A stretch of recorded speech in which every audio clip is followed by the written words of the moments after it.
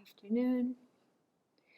So the last time I gave at BBC, I started talking about this verse that we often recite before teachings. And it's a verse from one of the sutras, the Vajra Sutra, which the main topic of which is emptiness, the true nature of all things. And this verse comes right at the end of the sutra. And in this verse, the Buddha gives 9 examples or similes to illustrate emptiness. And he gives examples of things that we encounter in our daily life, just ordinary things, and talks about how conditioned things are like these 9 similes. Conditioned things mean things that arise from causes and conditions, things that don't exist all by themselves, all on their own, but they depend on other things, causes and conditions for their existence. So that includes our bodies, our minds, our clothes, our houses, all the things we own, and the people around us, all the buildings and cars and all the things in nature, trees and so forth. So just about everything we deal with in our life are included in conditioned things. So the Buddha is trying to help us understand that these things are not like concrete, solid, existing all by themselves, independent of everything else, which is how we usually see them. And because of seeing things that way, we tend to get emotionally involved. We get attached to the beautiful things, and we have aversion to the unpleasant things, and we have fear and anxiety when we don't get what we want, or we might lose what we don't want to lose, and so on. So the wrong way of seeing things is the basis for a lot of emotional problems that we experience in our life. So by understanding that things don't exist the way we see them, that can help us to loosen this concrete way of seeing things, loosen our clinging to them, and that really helps us have less disturbing emotions, less problems in our life.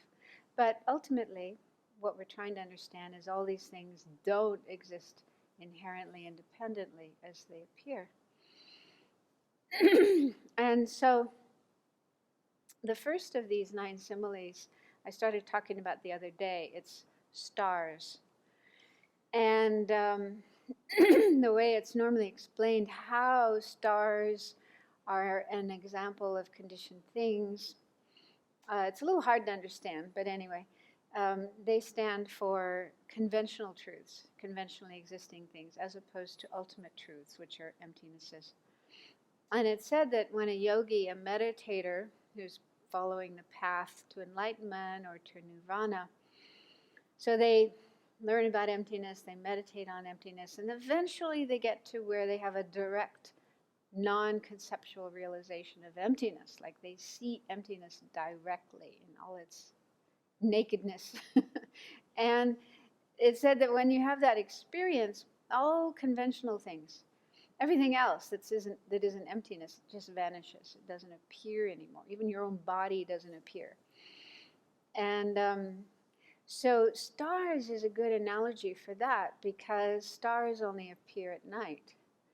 We don't see them during the day. We only see them when the sun isn't in the sky, even though they're there. Like today is a sunny day. There's lots of stars up there, but we don't see them because the brightness of the sun conceals them, you might say, to our vision.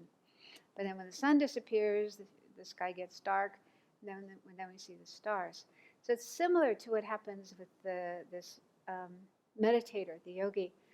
When they're in meditation, directly experiencing emptiness, realizing emptiness, they don't see any conventional phenomena, just as we don't see stars in the sky during the day, even though they're there. And only when coming out of meditation on emptiness, then all things appear again. But they're seen in a different way. The yogi doesn't grasp as much as before. Now, that analogy is a little hard to understand if you're not so familiar with what emptiness is all about, not so familiar with the path, how we actually progress along the path and clear out our obscurations, our disturbing emotions, and reach enlightenment. So I was thinking we could also say that stars can be understood as an analogy for impermanence. So impermanence is easier to understand than emptiness. It's not as deep, not as profound. But it's also very, very important to understand. In fact, it helps us understand emptiness. And it's also something we can use in our daily life when we're experiencing problems, emotional problems, and so forth. So stars, they're not permanent. they sometimes appear, and we can be very, oh, look at those stars, aren't they beautiful? But then, we can't be too attached to them, because as soon as the sky starts getting light, then they'll disappear. We can't see them anymore. So they can be understood as an example of impermanence. Sometimes they're there, sometimes they're not. Sometimes we can see them, sometimes we can't. So being attached to stars and wanting them to be there all the time would be unwise and unskillful, and we just set ourselves up for disappointment. And I was also thinking this morning about how we use that term for certain people. People who are famous, people who are talented in certain fields. We call them stars. Movie stars, musical stars, sports stars, right?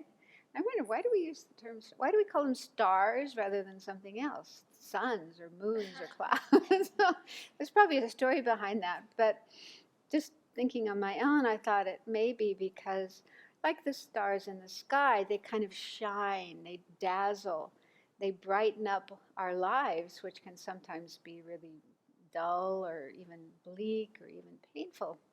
So they kind of give us some temporary happiness in the difficulties of our life.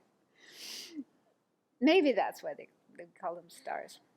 But just like the stars in the sky that disappear as soon as the sky starts getting light, human stars also can fade and disappear. They get old. Sometimes they get sick. They get to the point where they can no longer sing so well or act in movies or play well on the sports field. And eventually they die. In other words, they are impermanent. They are subject to change, subject to death. And it's important that we accept that, because it wouldn't be wise to cling to them and wish that they could be there forever. I think some people do that with Elvis, isn't it? Some people still, I don't know. They think he hasn't really died. He's somewhere, and he's going to come back and start playing again. So that's not a very reasonable way of thinking. Yeah, so to cling to stars and want them to be there forever is just setting ourselves up for disappointment, for suffering. So it's much better to accept that human stars, like the stars in the sky, are impermanent and not cling to them. And so understanding impermanence, thinking about impermanence is really, really helpful. And in the beginning, when we first start hearing about impermanence and thinking about it, we might feel kind of sad. It's not something joyful to think about. We may even feel a bit fearful. But that's only because we're not used to it. We're not used to thinking about impermanence. But the more we hear about it and think about it and meditate on it, our mind gets used to it. And we realize, well, that's just how things are. And it's much better to accept the reality of things than to want things to be permanent, which just isn't the case. And then the more we do get familiar with this reality of impermanence, the easier it becomes to deal with changes that do happen in our life.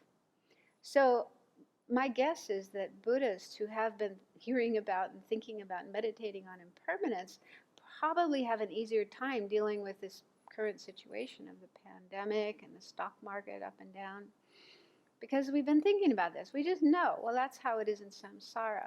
Things are subject to change. You can't expect things to last forever. They go up and down.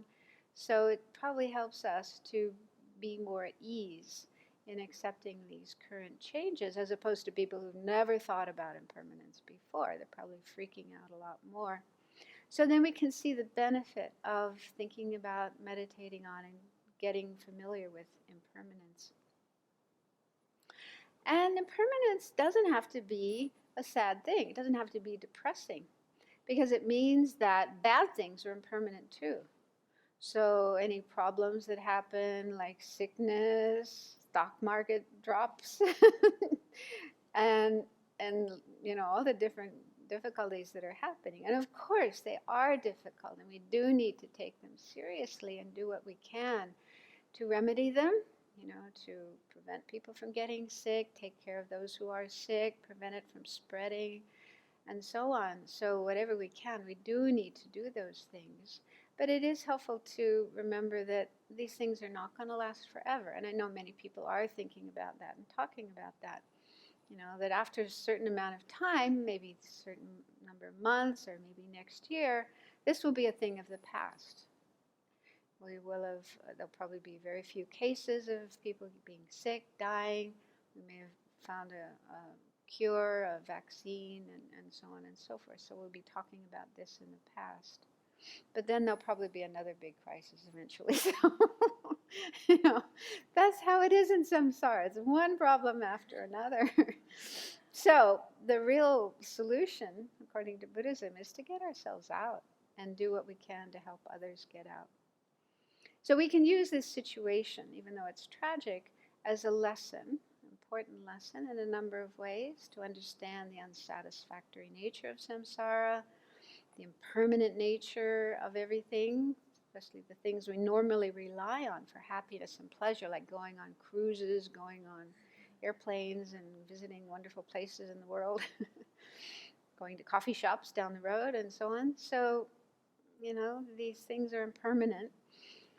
But the value of kindness, compassion, maintaining strong and healthy connection with others, and the most important, the importance of spiritual practice, developing a regular routine of some kind of spiritual practice to be able to get us through difficulties and also keep us in a positive state of mind as much as possible so that we can be there for others who need our help.